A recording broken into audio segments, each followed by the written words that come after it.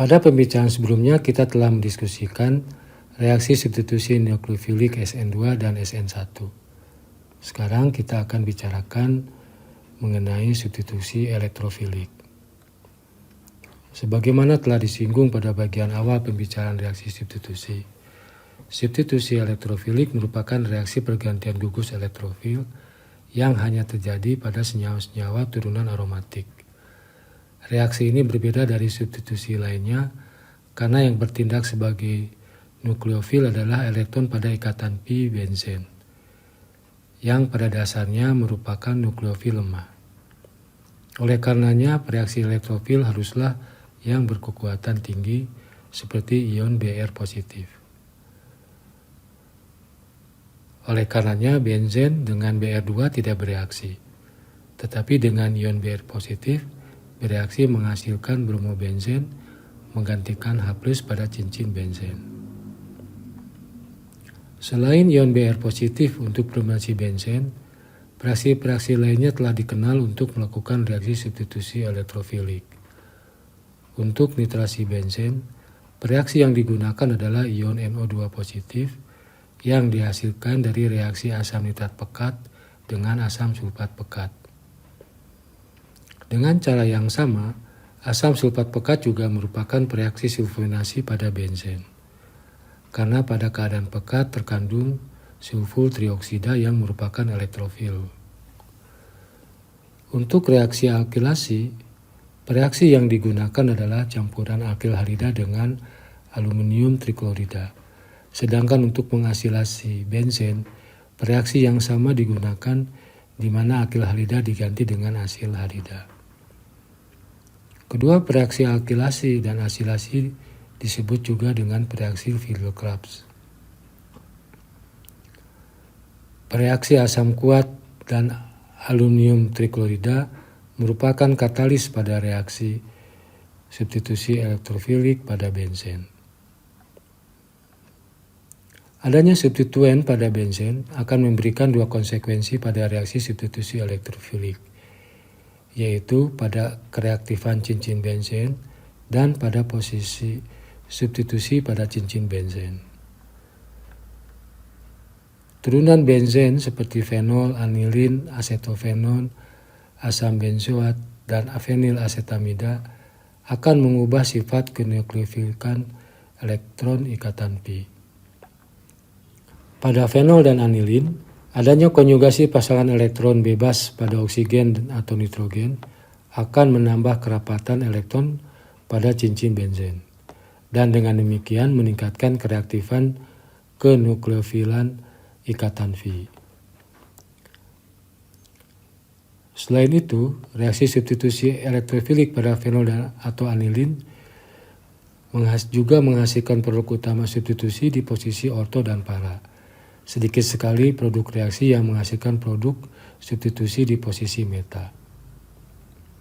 Di lain pihak, adanya gugus karbonil dan gugus nitro yang terikat ke cincin benzen malah mengurangi kerapatan elektron ikatan Fi cincin aromatik benzen, sehingga sangat menyulitkan terjadinya reaksi substitusi elektrofilik.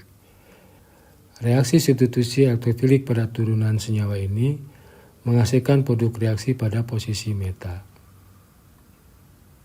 Gugus hidroksi dan amino pada cincin benzen disebut sebagai gugus pendorong elektron dan pengarah ortopara. Penjelasannya adalah sebagai berikut.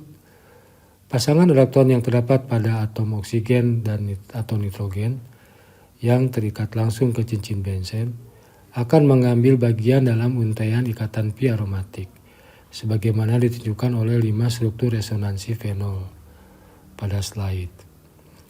Berdasarkan struktur resonansi B, C, dan D, tampak muatan negatif terbentuk pada cincin aromatik benzen di posisi orto, ada 2, dan para, sehingga posisi-posisi tersebut menjadi pusat nukleofil yang lebih kuat dibandingkan dengan benzena tanpa substituen. Penjelasan ini yang selanjutnya diartikan gugus hidroksi dan amino disebut sebagai gugus pendorong elektron pada cincin aromatik. Karena nitrogen kurang elektronegatif dibandingkan dengan oksigen, anilin lebih reaktif dibandingkan dengan fenol. Sementara itu, gugus CO karbonil dan NO nitro juga dapat berinteraksi dengan elektron ikatan pi cincin benzen, tetapi sifatnya kebalikan dari gugus hidroksi dan amino, yaitu menarik atau mengambil elektron pi, karena karbon pada kedua gugus tersebut bermuatan positif. Sebagai akibatnya, kerapatan elektron pi cincin benzen dikurangi sehingga sifat kenuklofilikan ikatan pi menurun. Sebagaimana tampak pada 5 struktur resonansi untuk turunan senyawa ini, terutama pada struktur resonansi B, C, dan D, posisi orto dan para malah bermuatan positif, yang artinya posisi meta lebih negatif. Dengan demikian, gugus CO karbonil atau NO nitro seringkali disebut sebagai gugus penarik elektron dan sekaligus pengarah meta. Sebagaimana telah disinggung, brominasi fenol dan anilin tidak memerlukan katalis, sementara produk brominasi bisa berada pada ketiga posisi orto dan para. Metilasi gugus hidroksi pada fenol, misalnya menjadi metoksibenzen, dan asetilasi gugus amino pada anilin, misalnya menjadi turunan amida, dapat mengurangi kereaktifan nukleofil ikatan pi, tetapi masih tetap sebagai gugus pengarah ortopara, sehingga posisi substitusi akan lebih terkontrol. Sebagai penutup, berikut 3 pertanyaan yang harus saudara jawab. Pertama, sarankan mekanisme pembentukan elektrofil NO2+ dari reaksi asam nitrat pekat dan asam sulfat pekat. Kedua, tentukan produk A dan B pada reaksi sebagaimana tertera pada slide. Dan yang ketiga, tentukan produk mononitrasi yang paling mungkin untuk reaksi antara indolin dengan campuran asam nitrat pekat dengan asam sulfat pekat.